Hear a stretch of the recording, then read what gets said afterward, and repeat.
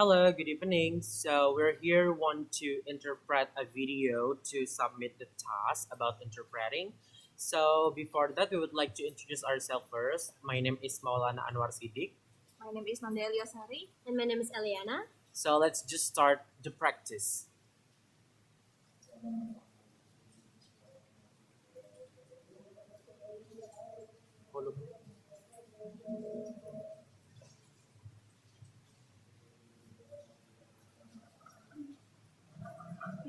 Thank you for coming. As you know, I'm here to talk to you today about the ecological turn in literary studies, which involves crossing the great divide between the humanities and the natural sciences. It involves new methods of investigation, new objects of inquiry, new terms and concepts, new associations and journals. And I'll be talking about the importance of this ecological turn in literary studies in relation to the emergence of the environmental humanities around the world. So, to begin with, I want to draw your attention to this article that was published in a special issue of Studies in Romanticism in 1996. Oke. Terima kasih banyak sudah datang. Seperti yang kalian tahu, bahwasanya saya di sini berbicara dengan kalian hari ini tentang perubahan ekologi dalam studi sastra yang melibatkan adanya penyeberangan jurang pemisah antara ilmu humaniora dan juga ilmu pengetahuan alam yang melibatkan metode investigasi baru di mana objek penyelidikan baru terkait istilah dan juga konsep baru yang mana hal ini diasosiasikan dan terhadap jurnal baru yang mana saya akan berbicara tentang pentingnya perubahan ekologi di studi industri dalam kaitannya dengan kemunculan humaniora lingkungan di seluruh dunia. Jadi untuk memulai, saya ingin Anda menarik perhatian pada artikel yang diterbitkan dalam edisi khusus terkait studi romantisme pada tahun 1996. Special issue was edited by Jonathan Bate, and it was entitled Green Romanticism. And Jonathan's own contribution to this special issue was entitled Living with the Weather.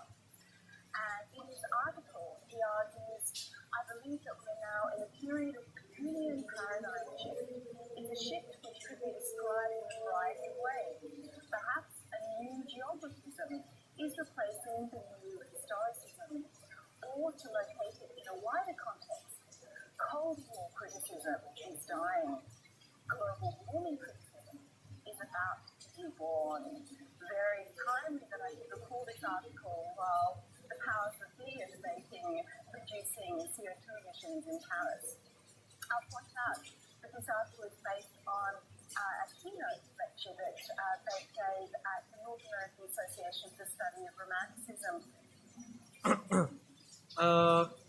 Artikel edisi khusus ini diedit atau disunting oleh Jonathan Bate yang mana diberi judul Romantisisme Hijau dan juga terdapat kontribusi Jonathan sendiri terhadap edisi khusus ini berjudul Hidup dengan Cuaca. Dan dalam artikel ini dia berpendapat bahwa saya percaya bahwa kita sekarang berada dalam periode pergeseran paradigma Kuhn. Itu adalah pergeseran yang dapat dijelaskan dalam berbagai cara. Mungkin geografi baru menggantikan historisisme baru atau menempatkannya dalam konteks yang lebih luas. Kritik perang dingin sedangkan kritik pemanasan global akan segera lahir. Kemudian sangat tepat waktu bahwa saya harus menarik kembali artikel ini didasarkan pada sementara kekuatan yang meredam mengurangi emisi gas CO2 di Paris, dan saya akan menunjukkan bahwa artikel ini didasarkan pada kuliah utama yang diberikan oleh Bate di dalam konferensi Asosiasi Amerika Utara terkait studi romantisisme. Conference in 1984 calling upon his colleagues in literary studies to pay attention to the grave problem of contributing climate change. Well, the term global warming criticism, unfortunately, didn't really catch on at the time. But what Bate was referring to here was that in the criticism that has predominated in the previous decades, it was really all about human language, human creativity, human interest and agency, focusing on human social relations, psychological problems, etc. Whereas the global warming criticism was to be focused on the dynamic interrelationship between culture and environment, recognizing also human as well as human interest, agency, and communicative capacity. So this was a whole new Eh, tahun sebelumnya, tepat 20 tahun yang lalu, Jonathan Bate meminta rekan-rekannya dalam studi sastra tersebut untuk memperhatikan masalah serius terkait perubahan iklim antropogenik, di mana istilah kritik pemanasan global sayangnya tidak benar-benar populer saat itu. Tetapi yang dimaksud umpan di sini adalah bahwa dalam kritik yang telah mendominasi dalam beberapa dekade sebelumnya, itu benar-benar tentang bahasa manusia, di mana kreativitas manusia, minat dan agensi manusia berfokus pada hubungan sosial manusia, masalah psikologis dan lain-lain. Sedangkan kritik pemanasan global harus difokuskan pada hubungan dinamis antara budaya dan lingkungan, yang kemudian juga mengakui adanya kepentingan non-manusia serta manusia itu sendiri terkait agensi dan juga kapasitas komunikasi. new paradigm for literary studies. And it involved crossing great divide. Now, I should say that Bates had already published a pioneering work of criticism back in 1991, a book entitled Romantic Ecology, Wordsworth and the Environmental Tradition. That was 1991. But in his new work, he brought a philosophical sophistication to what he was terming a paradigm shift, drawing in particular on the work of the French philosopher Chaucer, and his book The Natural Contract, published in French in 1990. This title refers to the theory of social contract. Social contract theory goes back centuries. A famous example is Jean-Jacques Rousseau's essay on the social contract, which played a role in the French Revolution. Jadi ini adalah paradigma baru terkait studi sastra yang mana belum berevolusi dan juga melintasi sebuah istilah Great Divide, mana sekarang saya harus mengatakan bahwasannya Bate telah menerbitkan karya perintis kritik ekologi pada tahun 1991, di mana terdapat sebuah buku berjudul Ekologi Romantis Wordsworth dan juga tradisi lingkungan itu pada tahun 1991. Tetapi dalam karya barunya ia membawa kecanggihan filosofis pada apa orang Indonesia menyebut pergeseran paradigma, yang secara khusus mengacu pada karya filsuf dari Prancis yang bernama Michael Sou. Dan buku beliau terkait kontrak alamiah yang diterbitkan dalam bahasa Prancis pada 1 tahun sebelumnya di tahun 1990. Judul ini mengacu pada teori kontrak sosial, di mana teori kontrak sosial sendiri sudah ada sejak berabad-abad yang lalu. Seperti contoh yang terkenal adalah esai dari seorang Jean-Jacques Rousseau tentang kontrak sosial yang berperan dalam revolusi Prancis. I think about this concept of social contract was that it was a way of theorizing the way that individuals in a society are brought to, in a sense, conform themselves to the common good. And the trouble is, though, from Michelle Serres' point of view, this common good, this contract, was exclusively human. So what he meant by the natural contact track was that we needed a new understanding of ethics and politics that encompassed non-humans as well as humans. And they also drew on the work of Serres' student, Bruno Latour, and his book, We've Never Been Modern, French, 1991, in which Latour explores the concept that Serres introduces of the modern constitution.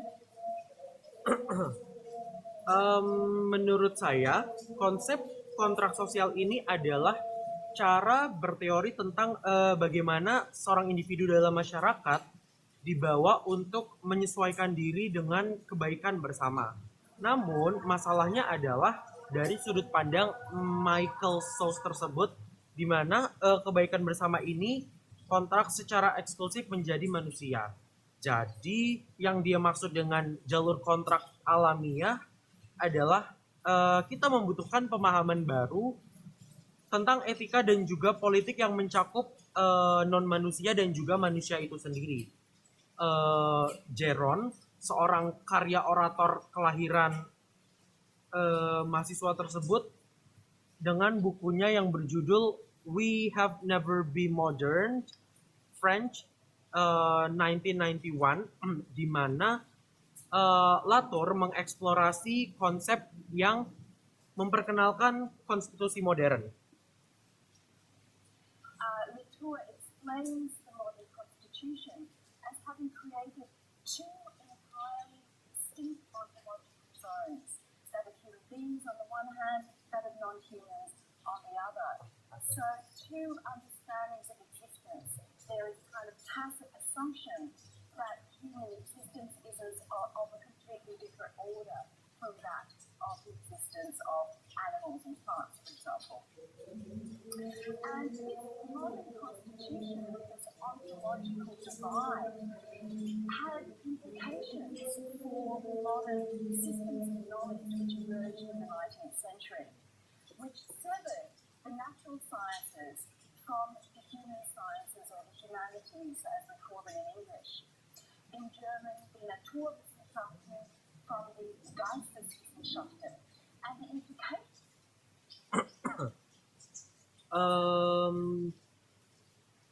Latour menjelaskan konstitusi modern telah menciptakan dua zona ontologis yang sepenuhnya itu berbeda, yaitu pada zona manusia di satu sisi dan juga zona non-manusia di satu sisi lainnya.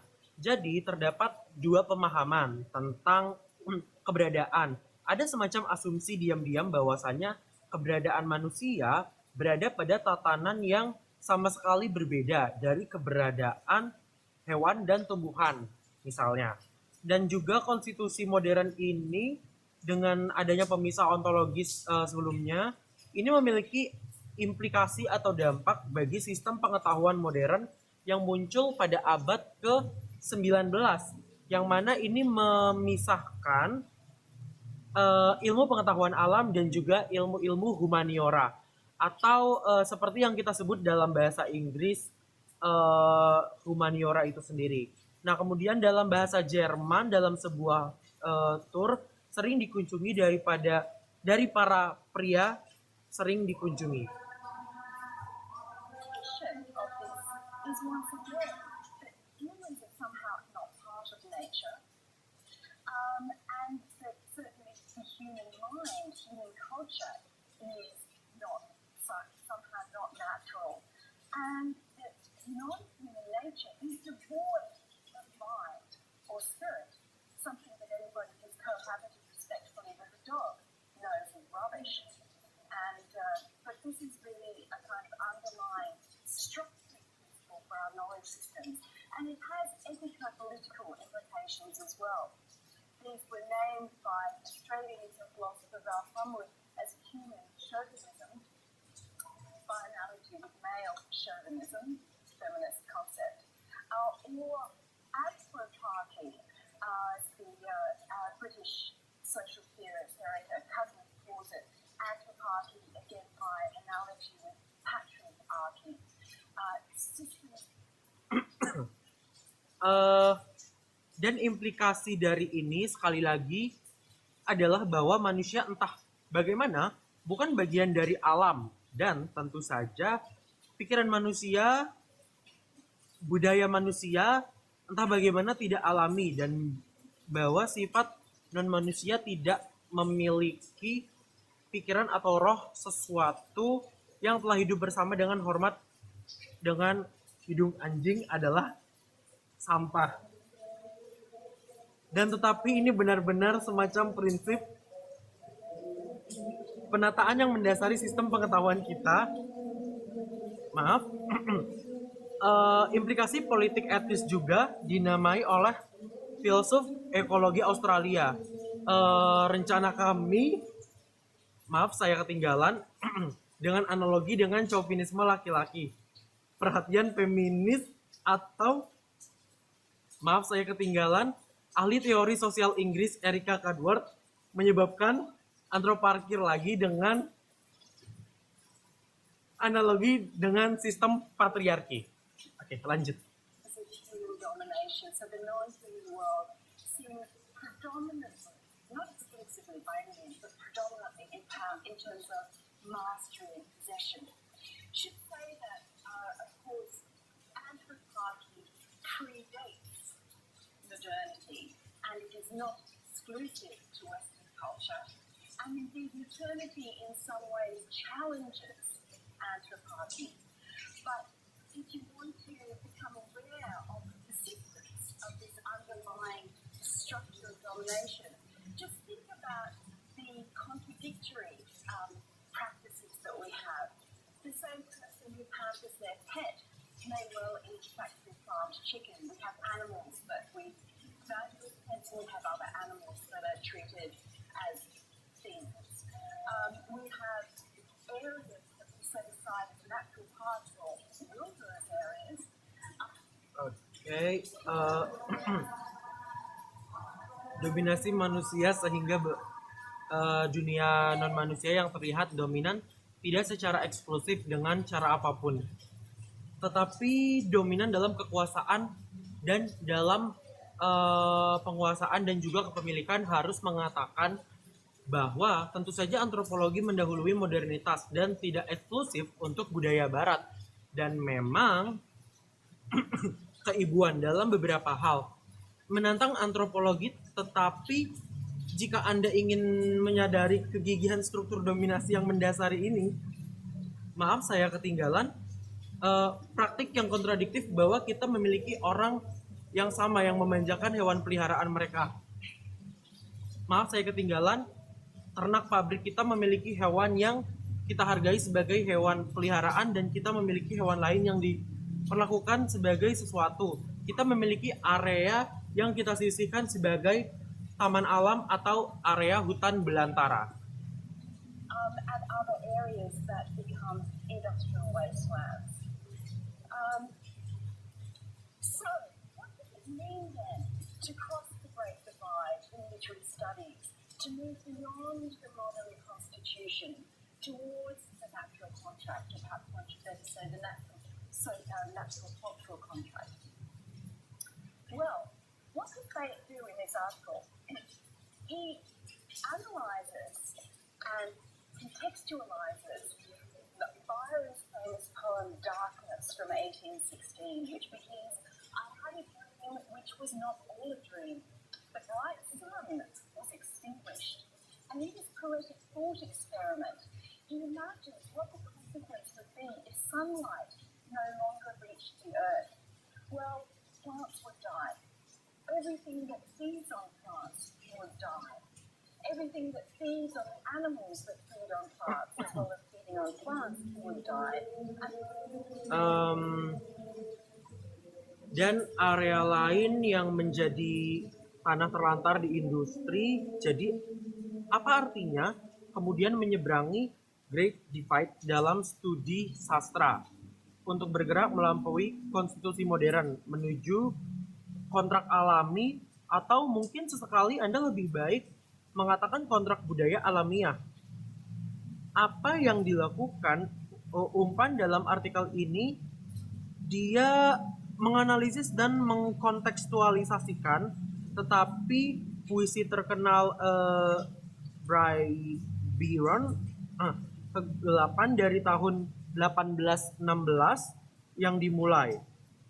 Saya bermimpi, tidak semuanya mimpi matahari yang cerah padam.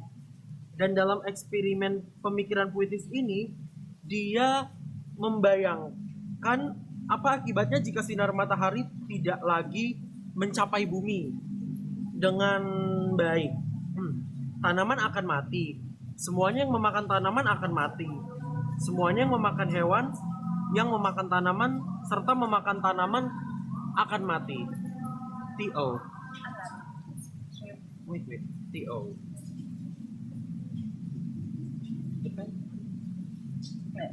And he explores the moral as well as the material implications of this blocking of the sunlight.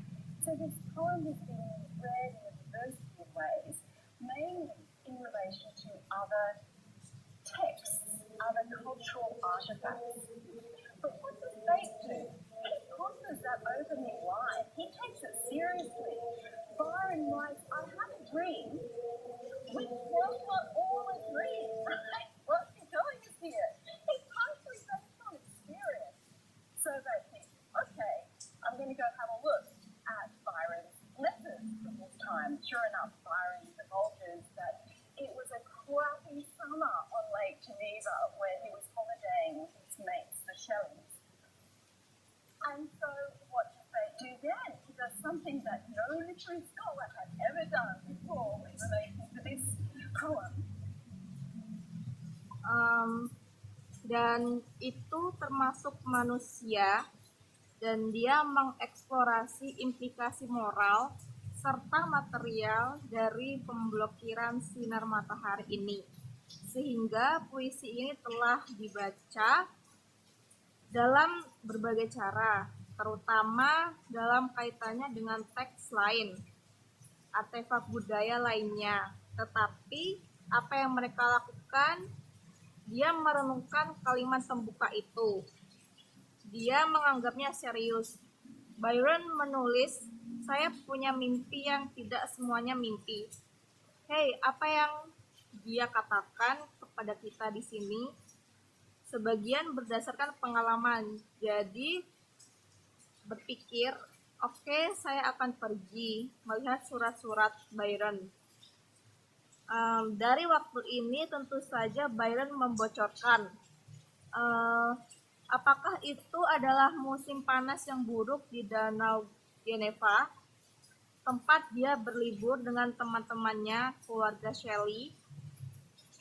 Dan jadi apa yang mereka lakukan, kemudian dia melakukan sesuatu yang belum pernah dilakukan oleh sarjana sastra sebelumnya.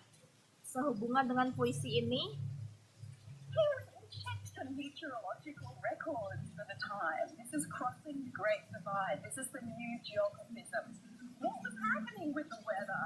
Well, indeed, the meteorological records show that this was a summer without a summer, and the next year was pretty crappy too. So Faith then also looks at what are the impacts historically of these bad weather conditions. This global cooling, as in fact it was.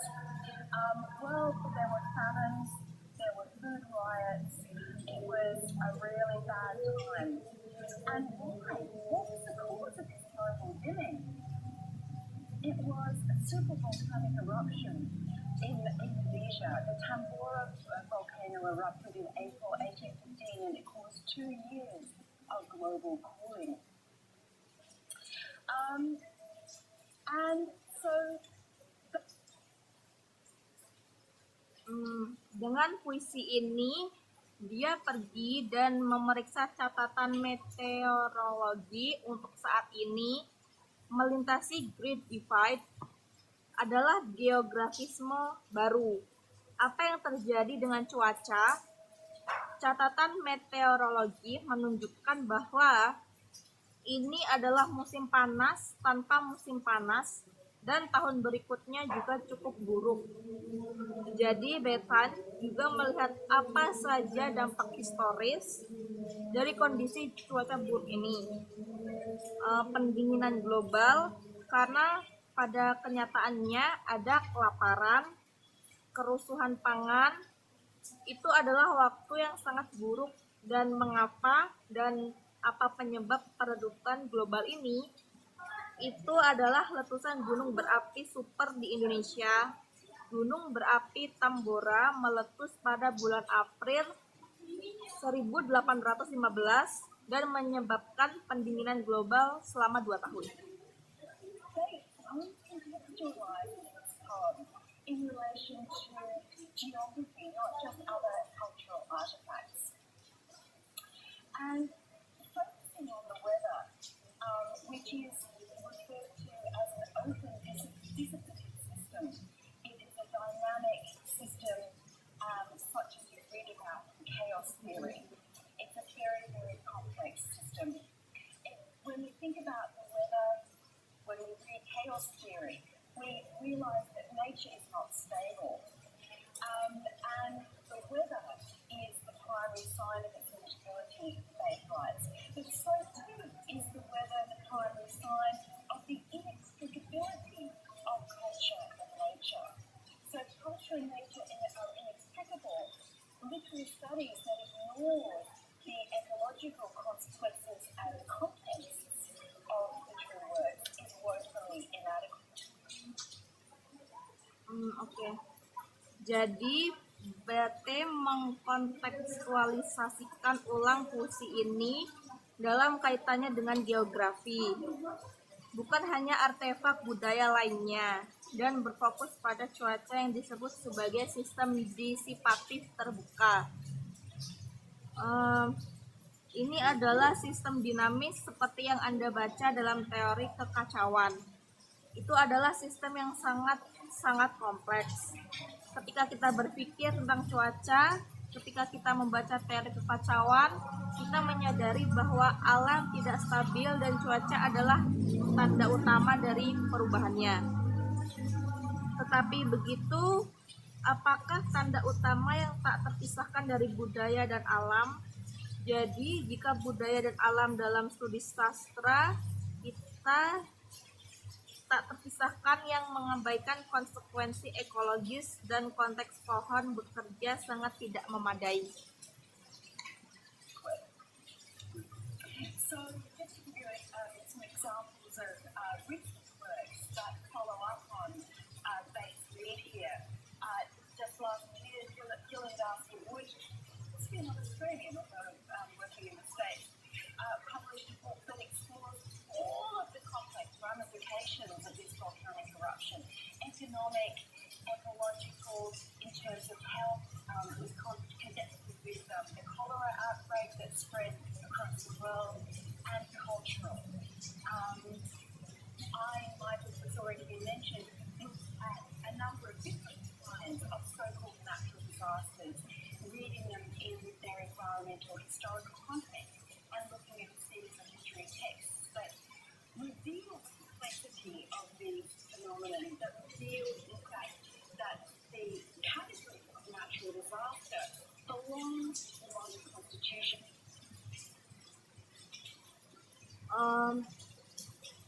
Jadi ada beberapa contoh karya terbaru yang menindaklanjuti pimpinan Bates. Di sini tahun lalu Gillian Darcy akan menjadi warga Australia lainnya meskipun bekerja di Amerika, menerbitkan sebuah buku yang mengeksplorasi semua konsekuensi kompleks dari letusan gunung berapi ini. Ekonomi, ekologi, dalam hal kesehatan itu dilakukan dengan wabah kolera yang menyebar ke seluruh dunia dan budaya. Dalam buku saya yang disebutkan melihat sejumlah jenis bencana alam yang berbeda dalam konteks sejarah lingkungan, mereka melihat serangkaian teks sastra yang mengungkapkan kompleksitas fenomena ini. yang mengungkapkan pada kenyataannya bahwa kategori bencana alam termasuk dalam konstitusi modern. And it's in fact known. Why? Why frame it as a catastrophe?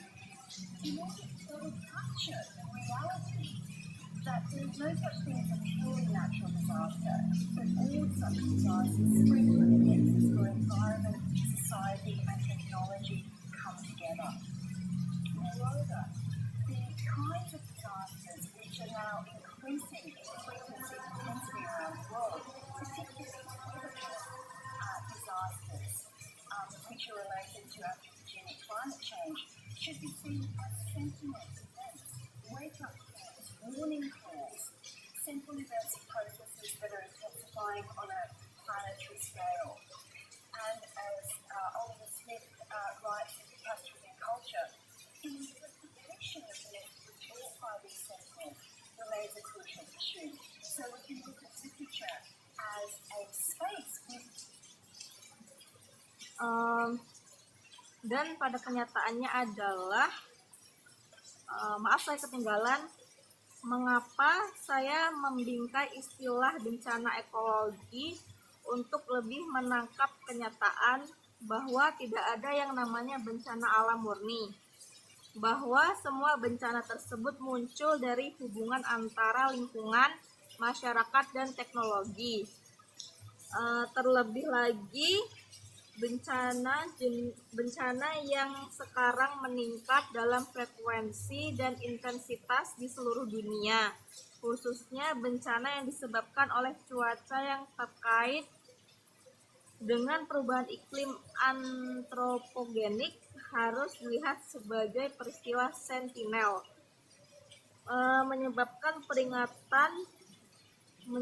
peristiwa sentral dari proses yang semakin intensif dalam skala planet, dan seperti Oliver Smith menulis dalam Bencana dan Budaya, interpretasi pesan yang dibawa oleh para penjaga ini tetap menjadi isu yang penting sehingga kita dapat melihat sastra sebagai ruang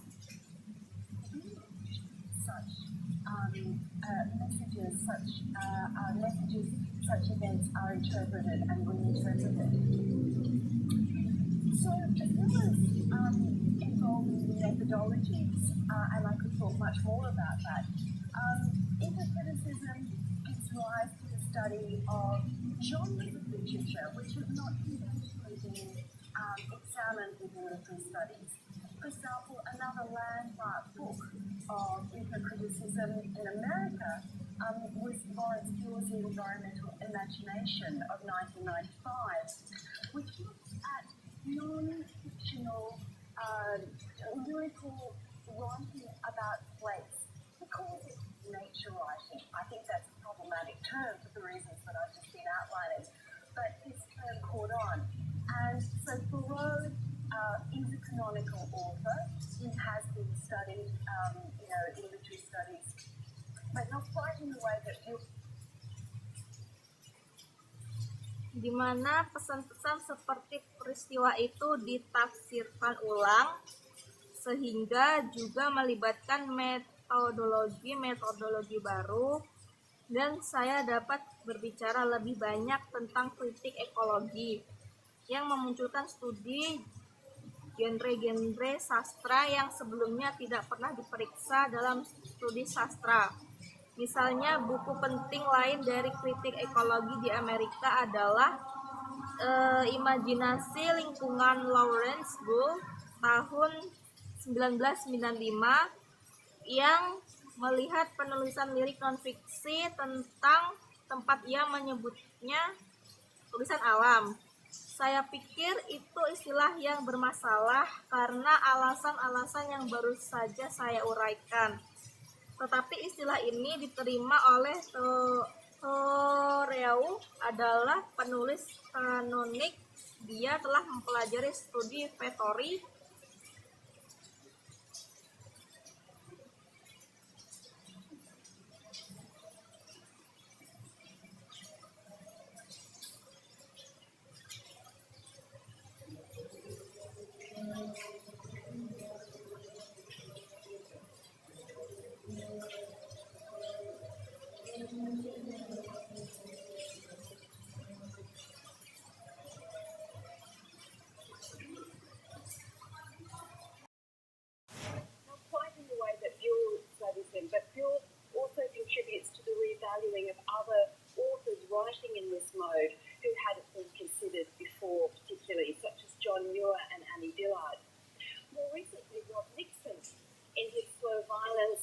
Environmentalism of the Poor, which came out in 2011, focuses on what he calls writer activists.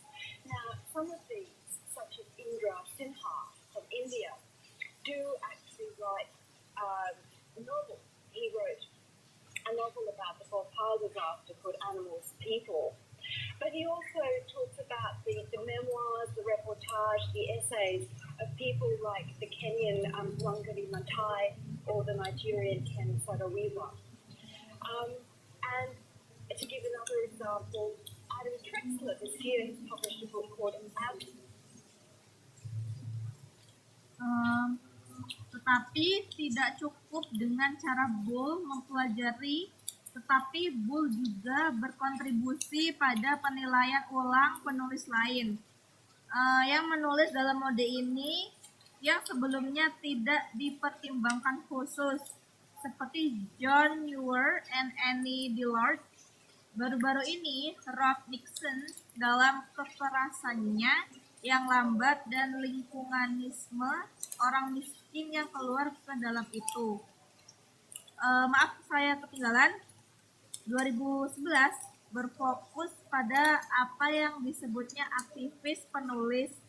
Sekarang beberapa dari mereka seperti Indra Sinha dari India benar-benar menulis novel.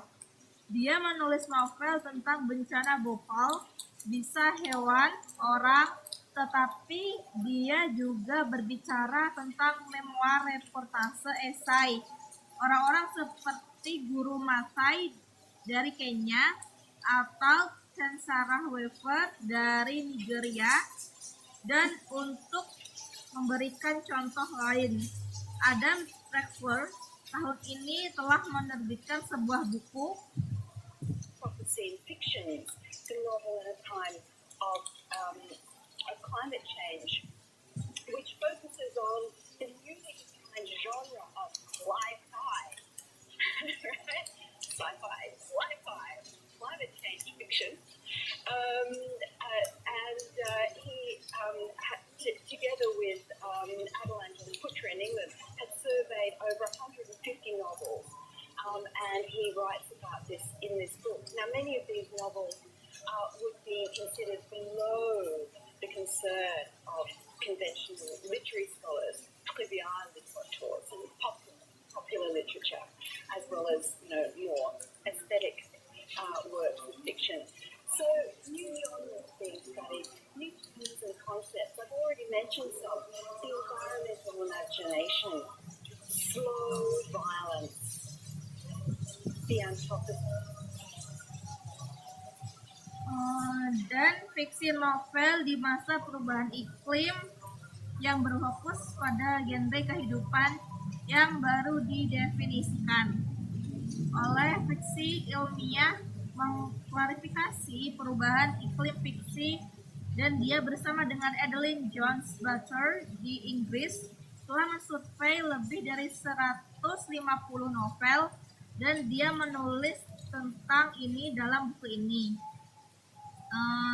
Sekarang banyak dari novel-novel ini akan dianggap di bawah perhatian sarjana sastra konvensional bisa menjadi literatur, sehingga literatur populer yang Anda tahu lebih banyak karya fiksi estetika, sehingga genre baru sedang dipelajari istilah dan konsep baru.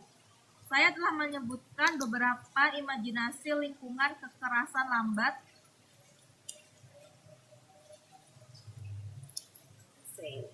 So, part of a paradigm shift always involves the necessity of creating new concepts, new terms to embrace new ways of thinking. So we've already been talking about eco-criticism, which is the kind of overall term for environmental, literary and cultural studies.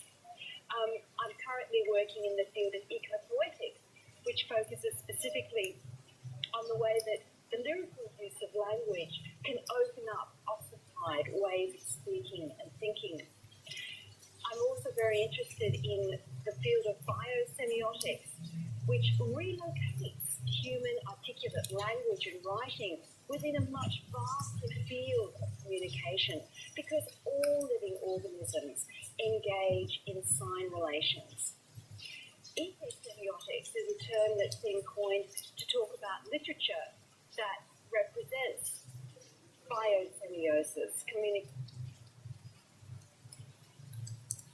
Antroposen jadi bagian dari pergeseran paradigma, selalu melibatkan perlunya menciptakan konsep baru, istilah baru untuk merangkul cara berpikir baru.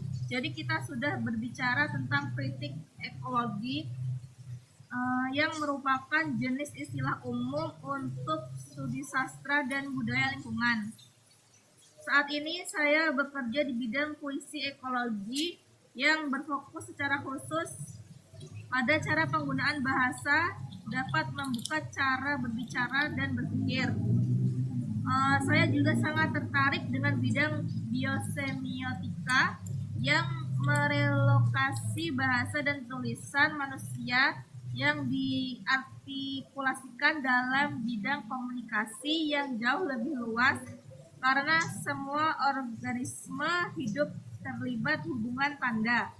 Semiotika ekologi adalah istilah yang diciptakan untuk berbicara tentang sastra yang mewakili biosemiotika. PO.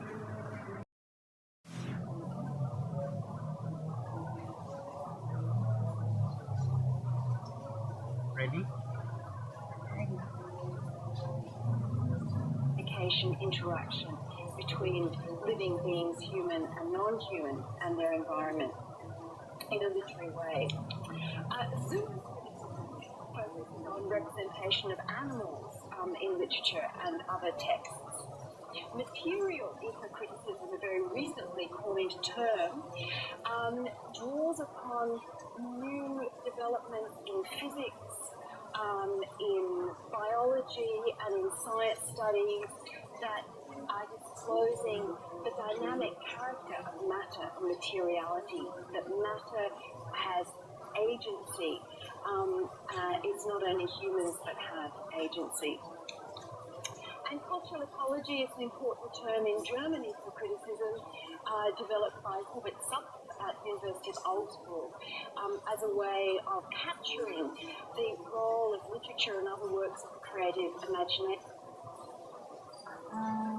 Interaksi komunikasi antara makhluk hidup, manusia dan non-manusia, dan lingkungan mereka secara sastra.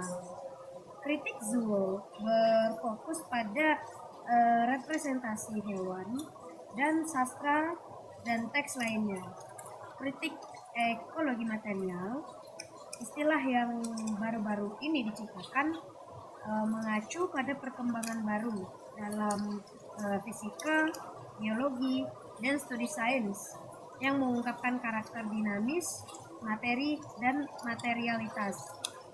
Materi memiliki agensi, bukan hanya manusia yang memiliki agensi dan ekologi budaya.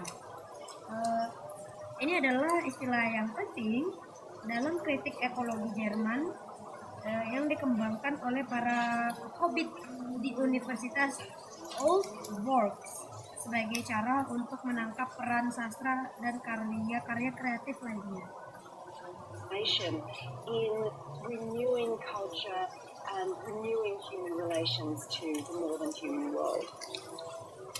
And eco-criticism often also intersects with other interdisciplinary fields and other areas of research, such as environmental justice, which focuses on links between social inequality and environmental degradation.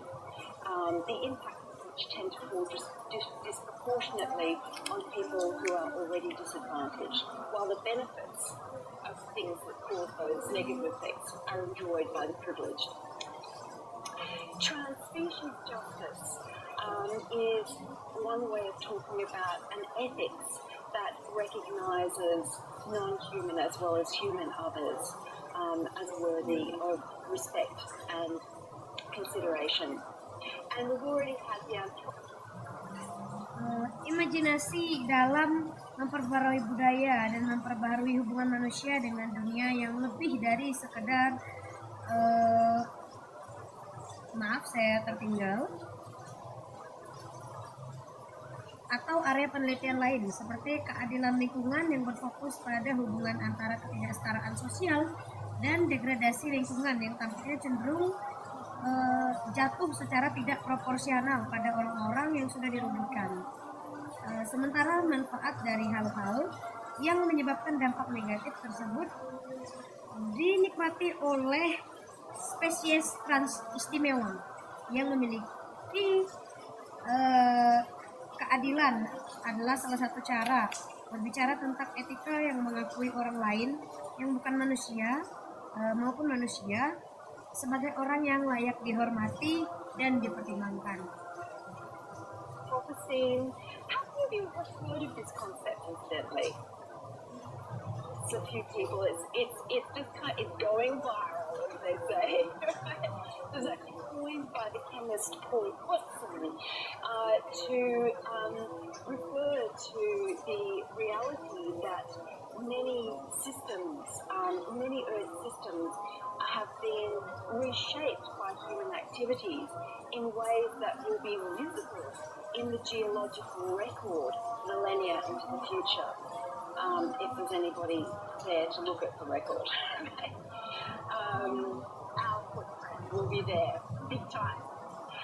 And a forthcoming book is an edited collection, Keywords for Environmental Studies, which I'm sure is going to be incredibly useful for everybody entering into this field. Dan kita telah memiliki adegan yang tepat. Beberapa banyak dari Anda yang pernah mendengar konsep ini. Kebetulan itu hanya beberapa orang itu hanya menjadi viral seperti yang mereka katakan ini.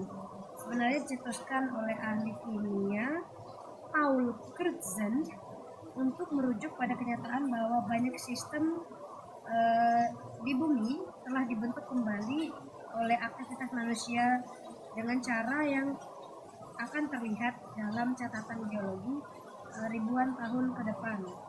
Jika ada orang di sana untuk melihat catatan jejak kita, akan ada di sana juga waktu yang besar, dan buku yang datang adalah kumpulan kata kunci yang diedit untuk studi lingkungan yang dalam bahasa Indonesia saya yakin akan berguna bagi semua orang yang memasuki bidang ini.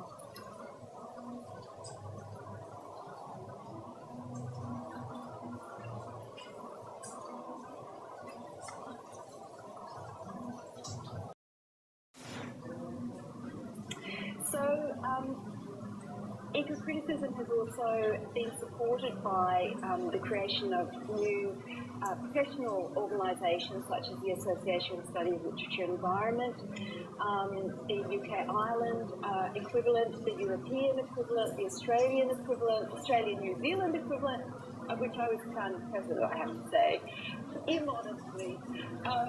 And there are many more around the world today, and these associations also, of course, have their journals, which include interdisciplinary studies in literature and environment.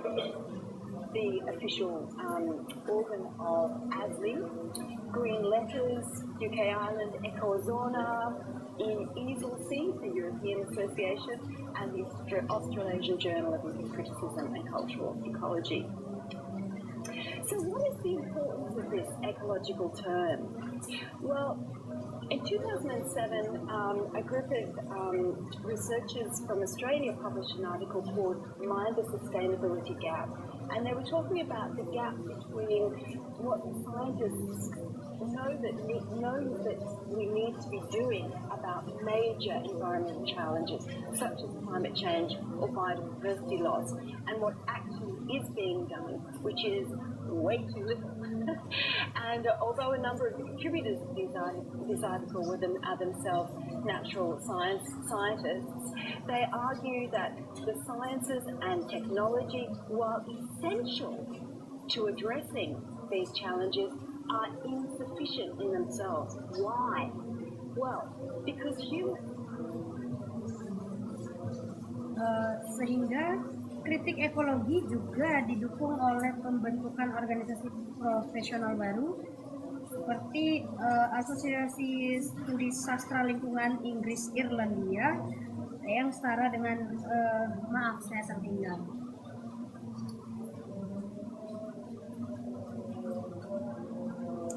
Action in the world emerges from a complex dialectic among the living world itself, the social context of human life and action, and the conceptualizations through which human life is made meaningful. Therefore, fundamentally enhanced collaboration among natural and social scientists and scholars of human context, symbols and meanings would signal the beginning of a new paradigm for addressing the sustainability gap. In other words, crossing that disciplinary divide that I talked about at the outset is necessary to close the sustainability gap. So, eco-criticism is now one of a number of humanities disciplines and related disciplines also in some of the social sciences that are coming together, that are being integrated with various of the sciences, ecology, ethology, geology, climatology, etc. Various sciences are being integrated in various ways with Tindakan di dunia muncul dari dialektika yang kompleks antara dunia kehidupan itu sendiri untuk konteks sosial kehidupan dan tindakan manusia, dan konseptualisasi yang melaluinya kehidupan manusia dibuat bermakna. Oleh karena itu, pada dasarnya meningkatnya kolaborasi di antara ilmuwan alam dan sosial cendekiawan konteks manusia, simbol dan makna akan menandakan dimulainya paradigma baru untuk mengatasi kesenjangan keberlanjutan.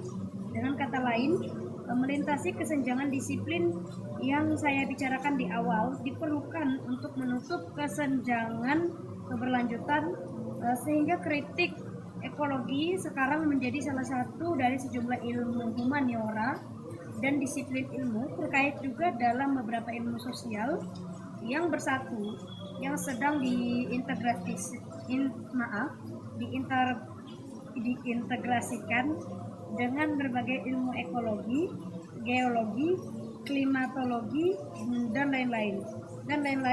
Berbagai ilmu diintegrasikan dalam berbagai cara.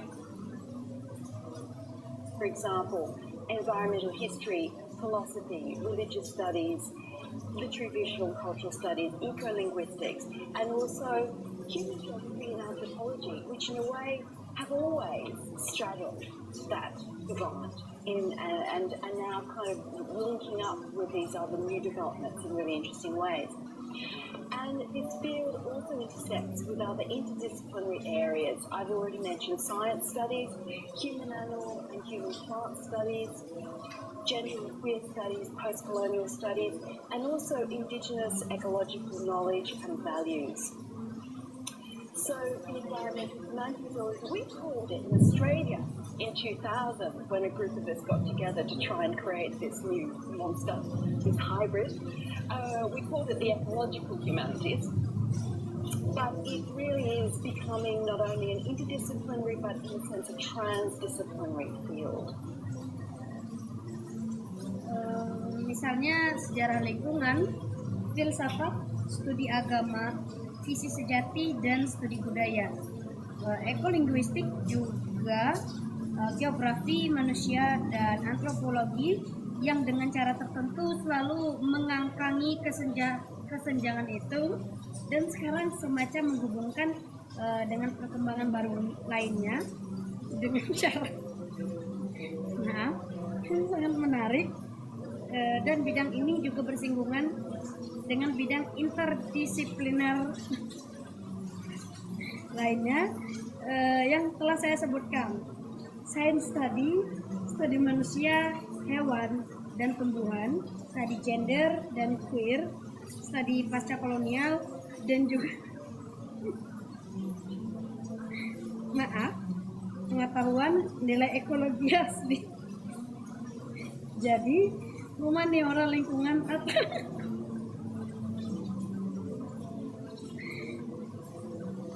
maaf saya Anda tertinggal. So I just want to conclude with an extract from the editorial introduction from the first volume of the world's first journal of environmental humanities, which is Australian.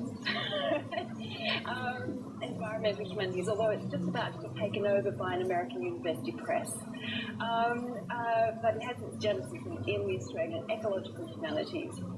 But the editors say here that the environmental humanities engages with fundamental questions of meaning, value, responsibility, and purpose in a time of rapid and escalating change. At the core of this approach is a focus on the underlying cultural and philosophical frameworks that are entangled with the ways in which diverse human cultures have made themselves at home in a more than human world. Jadi saya hanya ingin menyimpulkan dengan kutipan dari pengantar editorial dari volume pertama jurnal humaniora lingkungan pertama di dunia, yaitu Humaniora Lingkungan Australia. Meskipun baru saja akan diambil alih oleh American University Press, tetapi ini berawal dari Humaniora Ekologi Australia, tapi para editor mengatakan di sini bahwa humaniora lingkungan terlibat dengan pertanyaan mendasar tentang makna, nilai, tanggung jawab, dan tujuan di masa perubahan yang cepat dan meningkat. Inti dari pendekatan ini adalah fokus pada kerangka budaya dan filosofis yang mendasarinya, yang terjerat dengan cara-cara di mana budaya manusia yang beragam telah membuat diri mereka betah di dunia yang lebih besar dan lebih dari sekedar manusia. More than human world, it's a phrase that's used very widely in eco-criticism and eco-philosophy. We mean simply a world that is co-constructed by plants and animals and, the movement of tectonic plates and the atmosphere and so on and so forth. We live in a world of diverse and entangled agencies, non-human and human together. And that is where I will conclude. Thank you very much. Ini adalah frasa yang digunakan secara luas dalam kritik ekologi dan filsafat ekologi. Yang kami maksud hanyalah dunia yang dibangun bersama oleh tumbuhan dan hewan. Dan Anda tahu pergerakan tektonik lempeng dan atmosfer dan seterusnya. Kita hidup di dunia yang beragam dan saling terkait agensi non manusia dan manusia bersama-sama. Dan disitulah saya akan menyimpulkan. Terima kasih. So that's all from our interpreting practice performance. So we're sorry if there are any mistake. Thank you so much and see you.